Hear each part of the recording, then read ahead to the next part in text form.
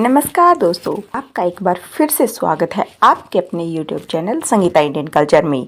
आज की इस वीडियो में हम जानेंगे कि निर्जला एकादशी का व्रत कैसे किया जाता है, पूजन कैसे किया जाता है और निर्जला एकादशी का क्या नियम होता है। तो निर्जला एकादशी के दिन सुबह सुबह स्नान आदि करने के बाद हम चौकी लगा लेंगे। चौकी पर हम पीले रंग का वस्त्र बिछा लेंगे। आप चाहे तो अपने घर के मंदिर में भी निर्जला एकादशी का पूजन कर सकते हैं।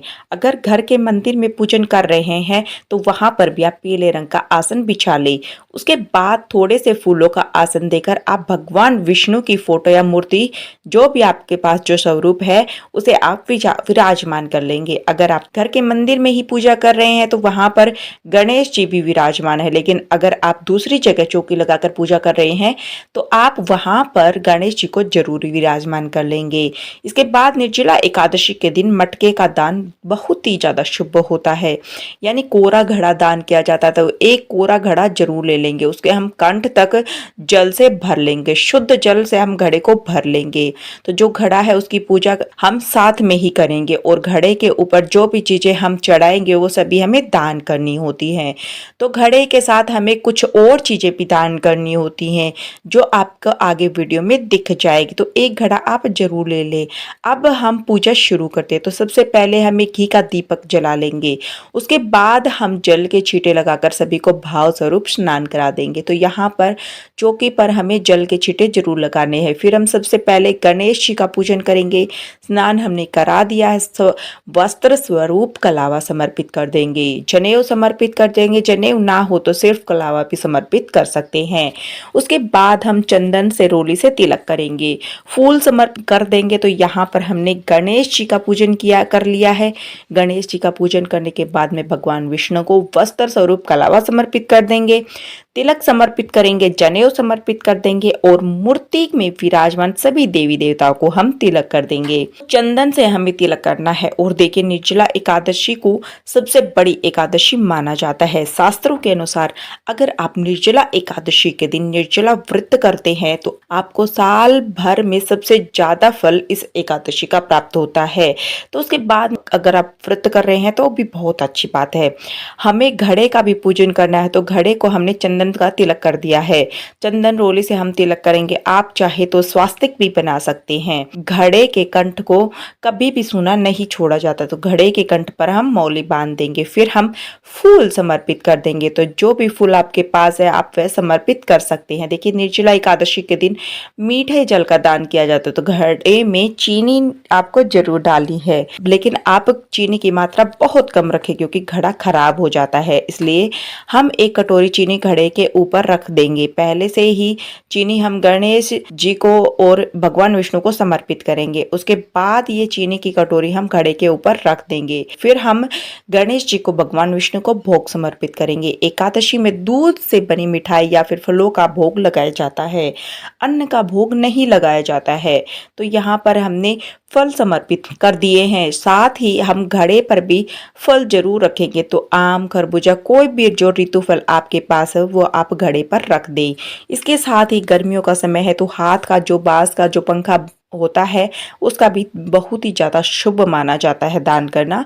तो हो सके तो एक पंखा आप जरूर दान करें। साथ ही हमें दक्षिणा समर्पित करनी होती है और फिर हम जल समर्पित कर देंगे। इस तरह भोग समर्पित करेंगे। इसके साथ ही एकादशी पर आप भगवान विष्णु को तुलसी जरूर समर्पित करेंगे। तुलसी आप एकादशी से एक दिन पहले ही तोड़ लीजिए। अब देखिए, हमें तिल समर्पित करने हैं। एकादशी में चावल का उपयोग नहीं किया जाता है तो तिल हम समर्पित कर देंगे। तो भगवान विष्णु को, गणेश जी को हम तिल समर्पित करेंगे। देखिए, यहाँ पर मैंने तिल डाल दिए क्योंकि दिए में जितने तिल चटक जाते हैं उतने ही हमारे कष्टों का निवारण होता है। इसके बाद हमें कथा सुननी है। कथा सुनने के लिए हमें एक लोटा जल ले लेंगे, हाथ में हम फूल ले लेंगे। फूल या तेल लेकर आप निर्जला एकादशी व्रत की कथा सुनेंगे। कथा का वीडियो आपको चैनल पर मिल जाएगा, लिंक मैं आपको डिस्क्रिप्शन में डाल दूंगी, आप वहां से देख सकते हैं।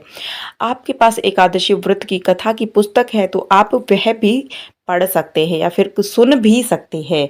कथा सुनने के बाद में फूल भगवान विष्णु के चरणों में समर्पित कर देंगे। इसके बाद में हमें आरती करनी है, तो देखिए आप चाहे तो कपूर से आरती कर सकते हैं या फिर जो दिया आपने जलाया है उसको हम हाथ में लेके उससे भी आरती कर सकते हैं। धूप दीप से भी हम बड़े प्रेम पूर्वक हम गणेश जी की आरती करेंगे, फिर हम विष्णु भगवान की आरती करेंगे।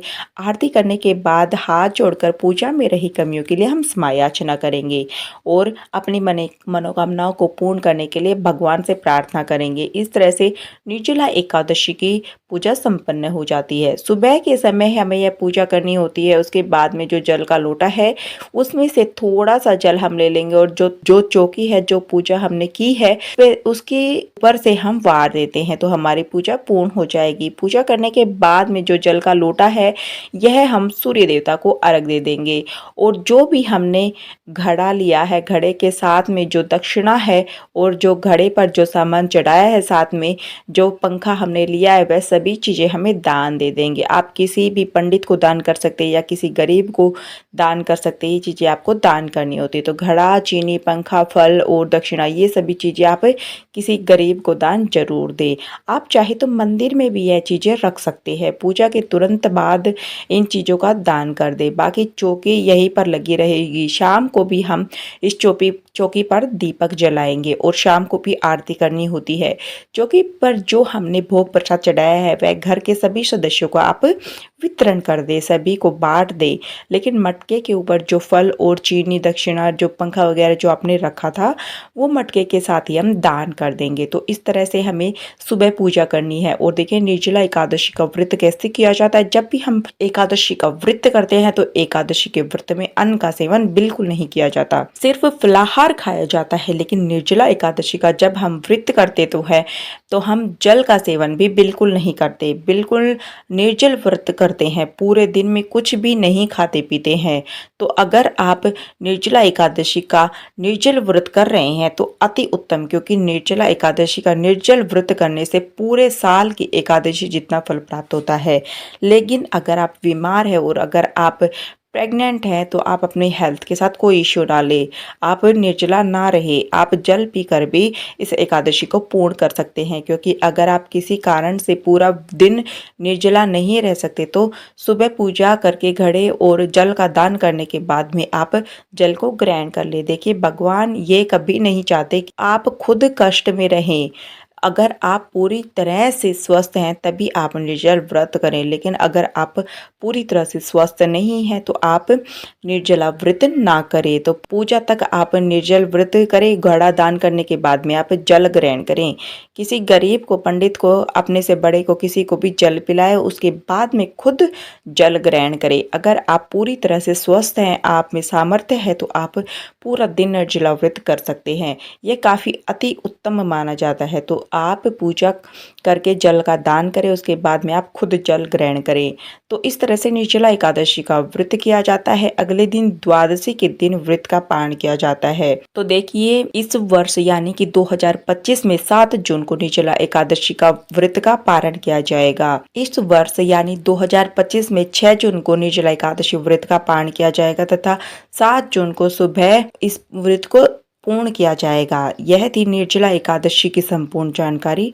आपको यह वीडियो काफ़ी यूज़फुल लगी होगी। अगर आपको यूज़फुल लगी है तो वीडियो को लाइक कीजिएगा, ज़्यादा से ज़्यादा शेयर कीजिएगा और चैनल को ज़रूर सब्सक्राइब कीजिएगा ताकि आने वाले वीडियो का नोटिफिकेशन आपके पास जल्द से जल्द पहुँच सके।